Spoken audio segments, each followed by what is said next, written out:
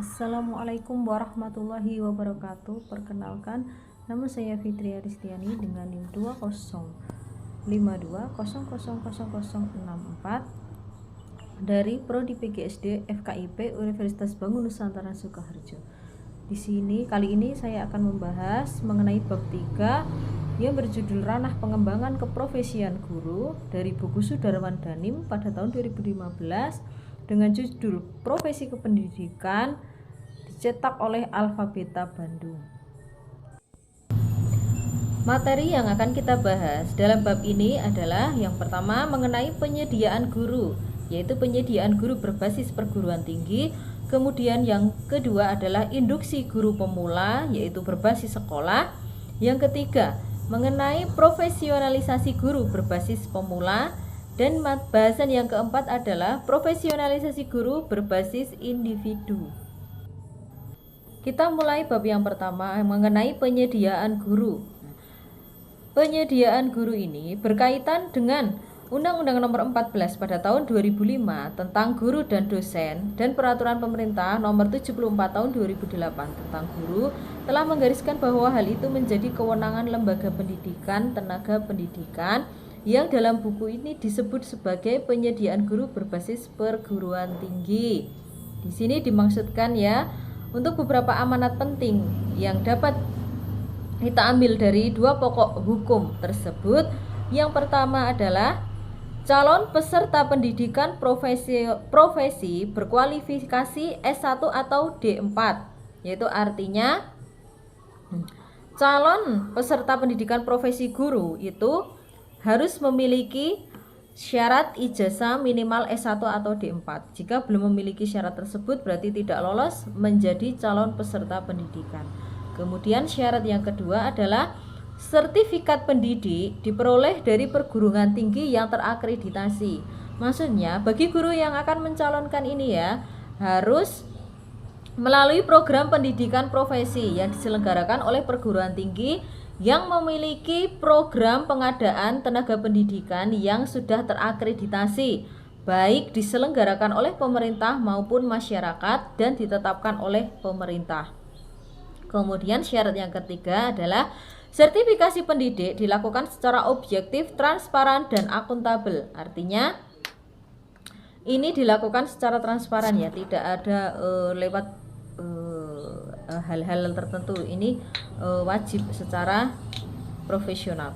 Kemudian syarat yang keempat adalah jumlah peserta didik ditetapkan oleh menteri. Di sini peserta didik program pendidikan profesi setiap tahun ditetapkan oleh menteri. Kemudian syarat yang kelima adalah program pendidikan profesi diakhiri dengan uji kompetensi pendidik. Syarat yang keenam, uji kompetensi pendidik dilakukan melalui ujian tertulis dan ujian kinerja sesuai dengan standar kompetensi. Kemudian syarat yang ketujuh, ujian tertulis dilaksanakan secara komprehensif. Maksudnya mencakup penguasaan yaitu berupa wawasan atau landasan kependidikan, yaitu merupakan pemahaman terhadap peserta didik, pengembangan kurikulum atau silabus, serta perencanaan pembelajaran dan evaluasi hasil belajar. Kemudian menguasai materi pelajaran secara luas dan mendalam sesuai dengan standar isi mata pelajaran, kelompok mata pelajaran, dan program yang diampunya. Kemudian yang ketiga, konsep-konsep disiplin keilmuan, teknologi, atau seni yang secara konseptual menaungi materi pelajaran, kelompok mata pelajaran, dan atau program yang diampunya. Kemudian syarat yang terakhir yang kedelapan yaitu ujian kinerja dilaksanakan secara holistik. Maksudnya dalam bentuk ujian praktek. Holistik itu ujian praktek, pembelajaran yang mencerminkan penguasaan kompetensi pedagogik, kepribadian, profesional, dan sosial pada satuan pendidikan yang relevan.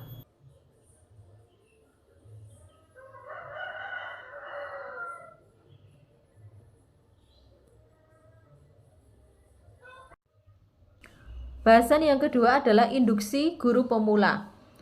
Proses masa transisi guru pemula terhitung mulai dari menginjakkan kaki pertama kali di sekolah atau satuan pendidikan sampai benar-benar layak dilepas untuk menjalankan tugas pendidikan dan pembelajaran secara mandiri. Nah, kebijakan ini memperoleh legitimasi akademik karena secara teoritis dan empiris lazim dilakukan di banyak negara.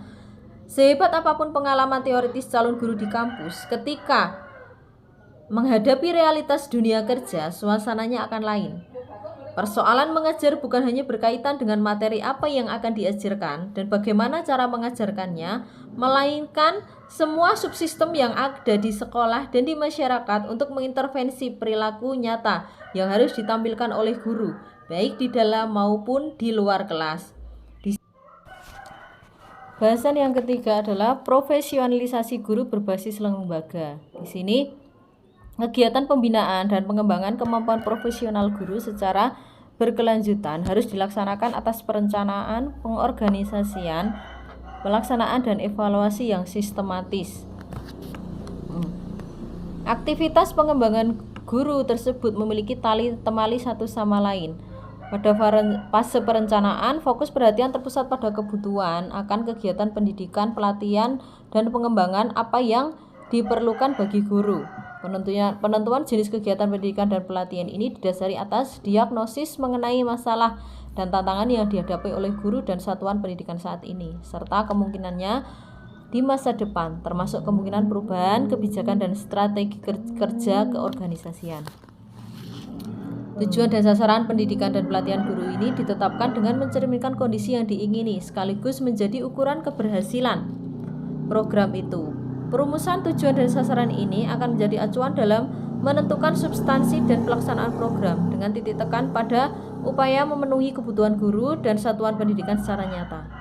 Sedangkan evaluasi program dimaksudkan untuk menentukan tingkat keberhasilan kegiatan-kegiatan pembinaan dan pengembangan yang dilakukan, serta kelemahan-kelemahan selama proses penyelenggaraan. Hal ini akan menjadi umpan balik bagi perencanaan program pengembangan yang lebih efektif dan efisien. Kemudian pendidikan, penelitian, dan pengembangan merupakan proses yang ditempuh guru pada saat menjalani tugas kedinasan. Nah, di banyak negara saat ini berkembang kecenderungan baru dalam pembinaan dan pengembangan tenaga kependidikan, terutama tenaga guru. Tenaga kecenderungan dimaksud adalah yang pertama adalah berbasis pada program penelitian. Yang kedua, menyiapkan guru untuk menguji dan mengakses kemampuan praktis dirinya. Yang ketiga, diorganisasikan dengan pendekatan kolegalitas. Yang keempat, berfokus pada partisipasi guru dalam proses pembuatan keputusan mengenai isu-isu esensial di lingkungan sekolah. Dan yang terakhir adalah membantu guru-guru yang dipandang masih lemah pada beberapa aspek kemampuan. Bahasan yang selanjutnya adalah profesionalisasi guru berbasis individu. Di sini ya, menjadi guru profesional diawali dengan penyiapan calon guru, rekrutmen, penempatan, penugasan, pengembangan profesi dan karir hingga menjadi guru profesional. Selanjutnya, guru profesional adalah guru yang melaksanakan tugas dan pokok fungsinya secara otonom, menguasai kompetensi secara komprehensif dan daya intelektual tinggi.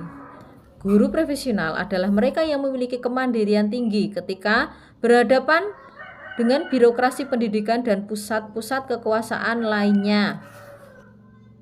Menjadi guru profesional itu memiliki ciri-ciri, diantaranya melakukan profesionalisasi diri, memotivasi diri, memiliki disiplin diri, mengevaluasi diri, memiliki kesadaran diri, melakukan pengembangan diri, menjadi pembelajar, melakukan hubungan efektif, berempati tinggi, dan taat asas pada kode etik. Sekian presentasi dari saya, semoga bermanfaat.